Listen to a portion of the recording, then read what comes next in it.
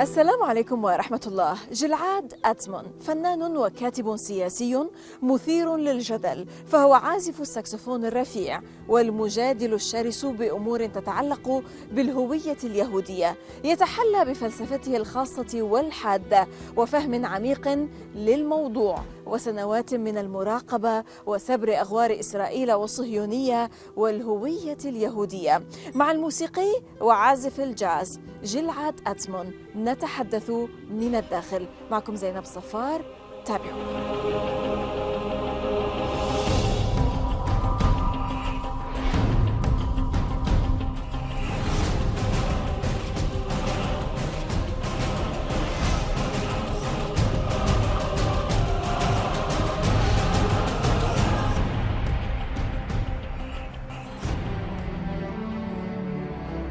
لعل حق العودة هو العنصر المقرر والحاسم للقضية الفلسطينية. هو حق يضع نكبة عام 1948 ومعاناة اللاجئين الفلسطينيين في صميم القضية، ويضع قطاع غزة في سياق تاريخي، ويسلط الضوء على المظالم الفادحة التي أدامتها السياسات الإسرائيلية الوحشية منذ احتلال كل الأراضي الفلسطينية. حق العودة يكشف بوضوح الطبيعة العنصرية للكيان الإسرائيلي ولقوانين الهجرة الخاصة به، ويوفر هذا الحق مسارا واضحا للعمل يوحد الفلسطينيين في المنطقة وفي الشتات، ولكنه يثير الخوف والهلع بين الإسرائيليين والصهاينة. هو حق تبنته الجمعية العامة للأمم المتحدة عبر قرارها الرقم 194، والذي يدعو إلى تطبيق حق العودة كجزء أساسي وأصيل من القانون الدولي. جلعاد أتزمون الجندي الإسرائيلي السابق الذي دخل أول مرة إلى لبنان إلى معتقل أنصار كجندي احتلال عام 1982، وها هو يعود إلى لبنان كعازف ساكسفون وموسيقى الجاز، والحاصل على جوائز عالمية لإبداعه الفني، والناشط والكاتب السياسي المثير للجدل الذي أنكر أي انتماء لإسرائيل وثار عليها وهجرها، وتخلى عن جنسيته وفضل العيش في بريطانيا، والذي يرى أن حق العودة هو نداء عالمي. برأيه كيف يتم استخدام مصطلحات التضامن الحالية للتضليل وتعطيل القضية الفلسطينية على نحو عام، والنداء لأجل حق العودة تحديداً؟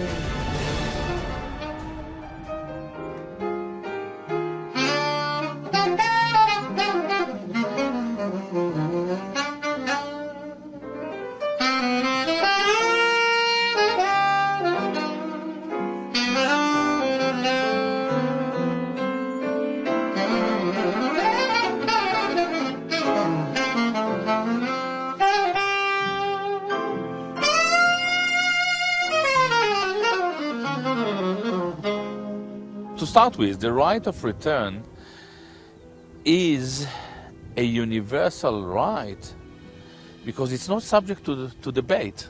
Mm-hmm. This is so it's out the of absolute. The question. It's not something that we are supposed to negotiate at all. It is an absolute right. It's an ethical right. It is acknowledged by international bodies and so on, including the United Nations. Now, the most interesting thing about the right of return is that it's a very simple concept. The right of return, it's like 3 words. But it's very and difficult to achieve. It says everything. Let's talk about the practicality in a second. It is very simple concept. It puts the Palestinian plight at the center of our discussion. Mm-hmm. It presents Gaza within context, within historical context. Mm-hmm. And most important, it also throws light on the racist nature of the Jewish state. Why can't they return? Because there is a Jewish Israeli racist law of return a Zionist. It's Israeli. The Israeli law of return is unfortunately consistent with very embarrassing Jewish racist understanding of what the Jewish state is supposed to be. We are talking about the Jewish state. You want me to rephrase it so you feel more? Yes, let's try to explain it further so that the audience can understand really what it means, the viewers. Yeah, the right of return also puts the Israeli racist policies in context. Why?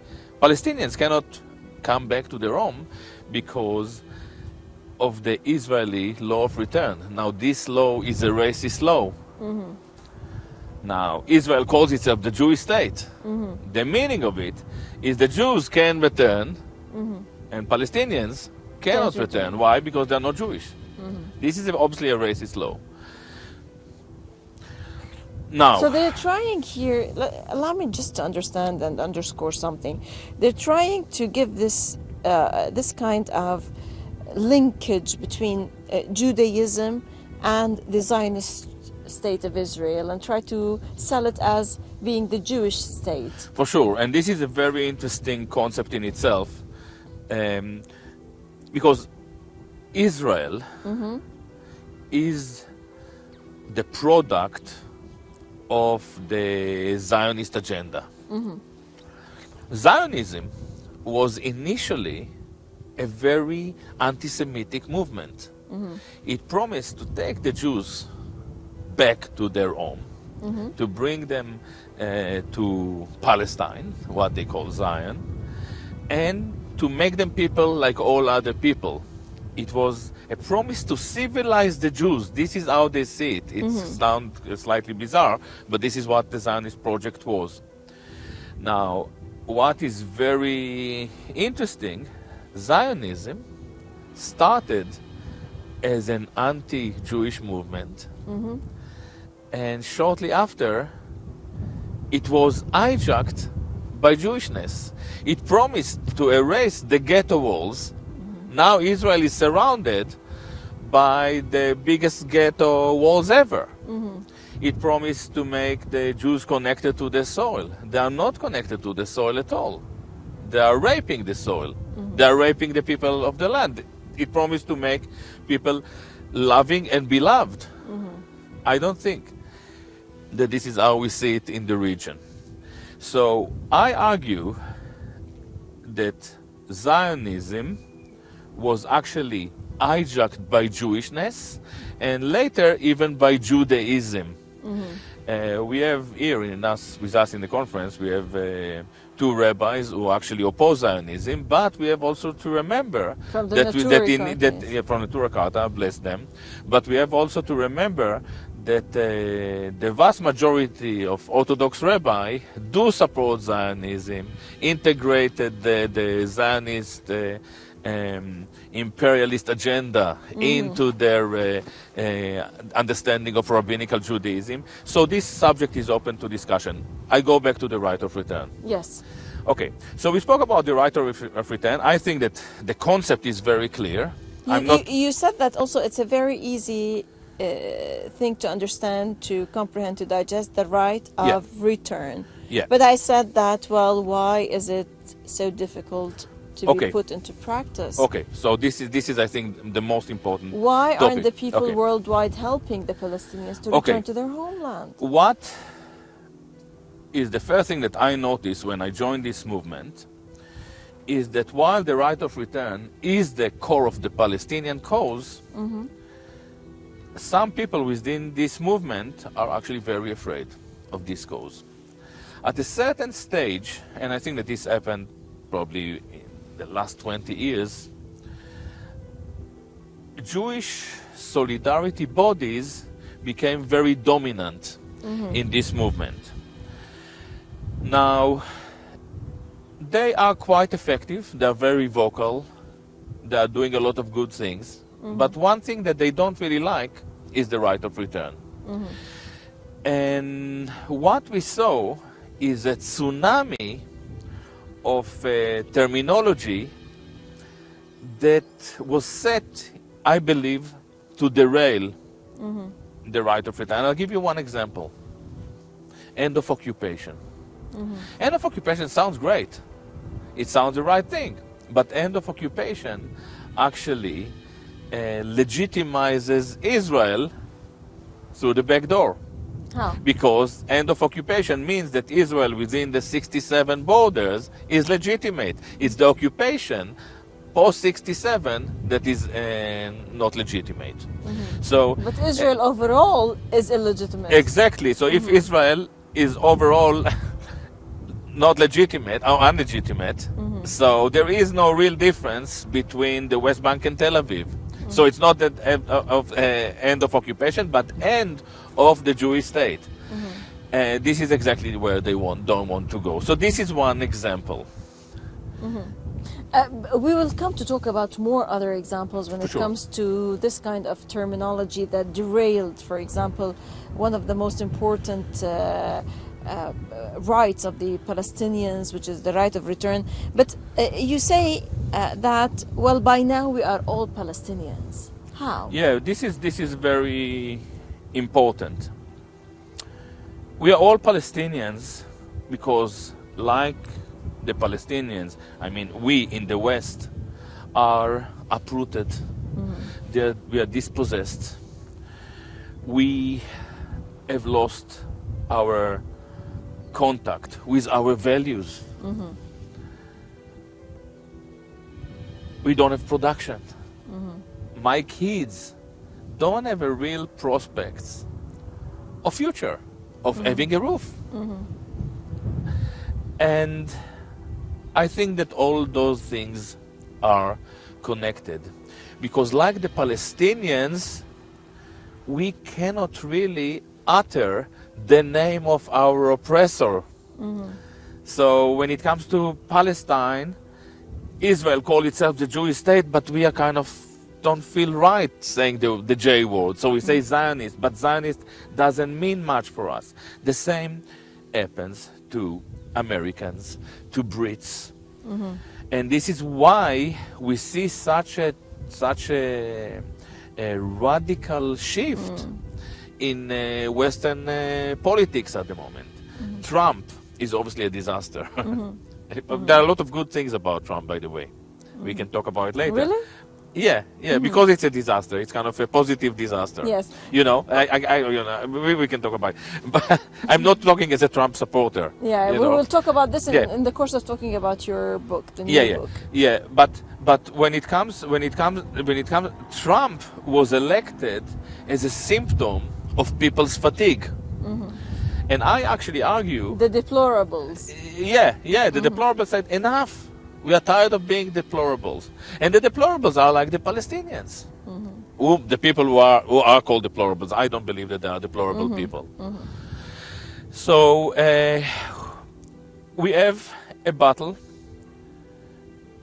We are all somehow uprooted and dispossessed. We are one people. And I must say that I believe that our enemy is one. What is it? Is an open question. Is it chosenness? Is it supremacy?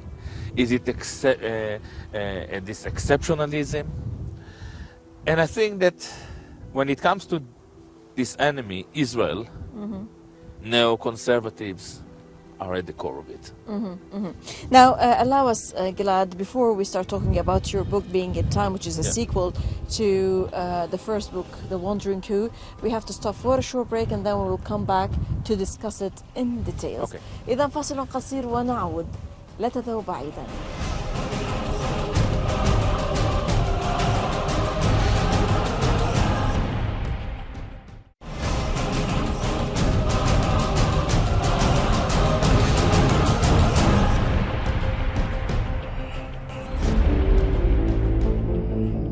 كتاب كتاب جلعاد أتزمون الأخير في الوقت المناسب بيان أبعد من سياسي هو تكملة لكتابه الأول من التائه، الذي شرح فيه بالتفصيل رؤيته لطبيعة الهوية اليهودية وكم هي مختلفة عن الصورة المتجانسة التي تقدمها المجموعات اليهودية الكبرى، حيث يقدم تحليلا لهذا الموضوع في إصداره الجديد في سياق التغيرات السياسية الجذرية في عام 2016، ولا سيما خروج بريطانيا من الاتحاد الأوروبي ووصول دونالد ترامب إلى رئاسة الولايات المتحدة الأمريكية. Being in time is an attempt to understand what it really means to be in the world in which we live. And we all realize that things change radically. I call it the post-political condition. Our politicians are not anymore an extension of our whims, of our wishes. We were reduced into a bunch of consumers. And the politicians are there to sustain consumption. Exactly. For the big companies, for the big money. They work for the bankers, not for us. And this is a huge shift. And I start to ask myself, how is it possible that such a huge shift takes place and our academics don't talk about it? The media is kind of blind to it. The political system is blind to it. The left, that is supposed to look after us. But who controls the media, Gilad? Okay. So you know the answers. So it's the corporate media. All right. So I start to look into it.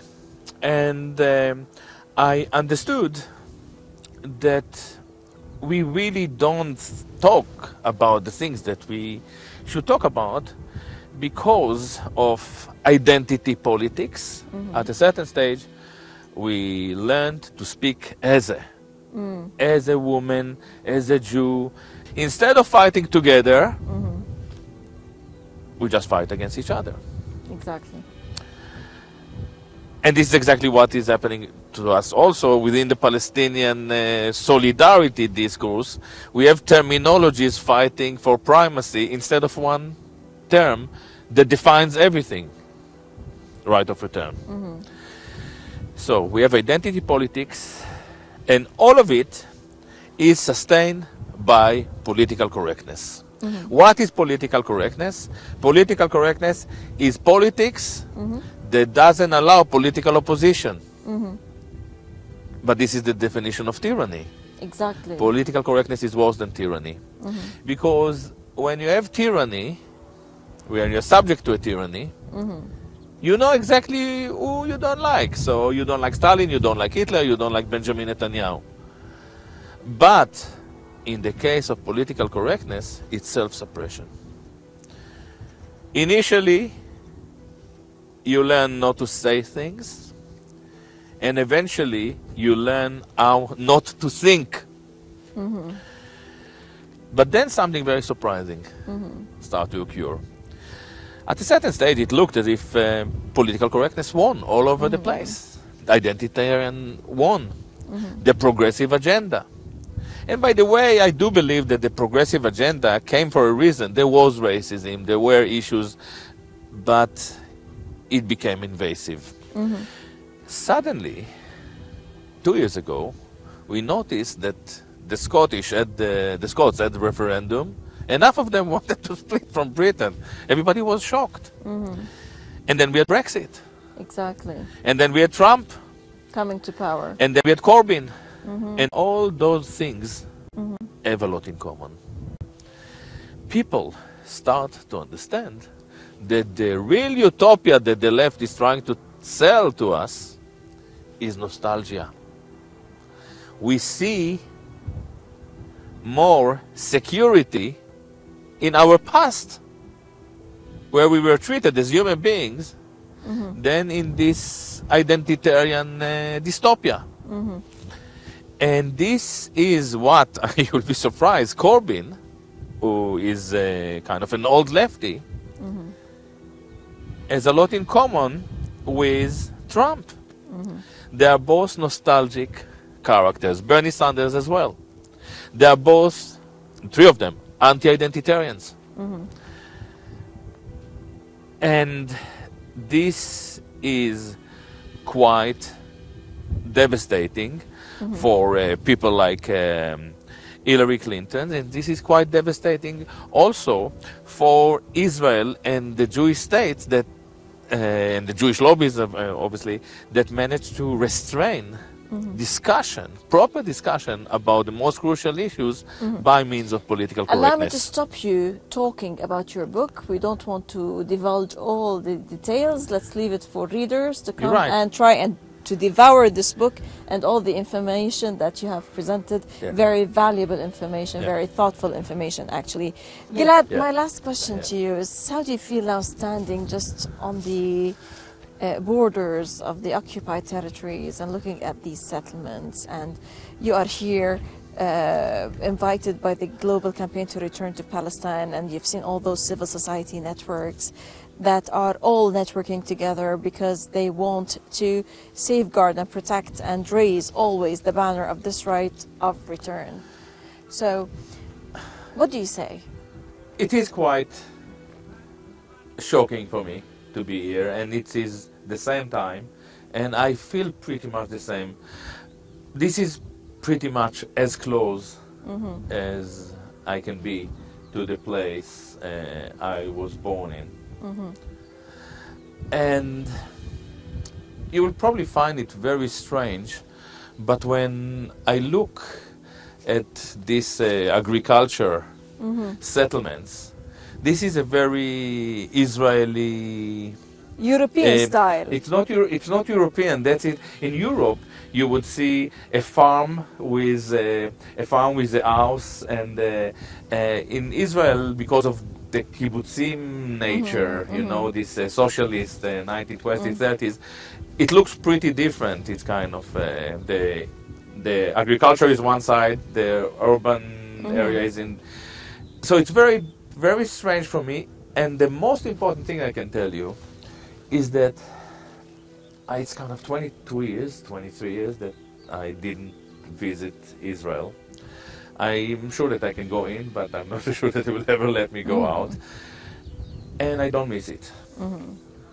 When I miss Israel, I realized what I miss for real is Palestine.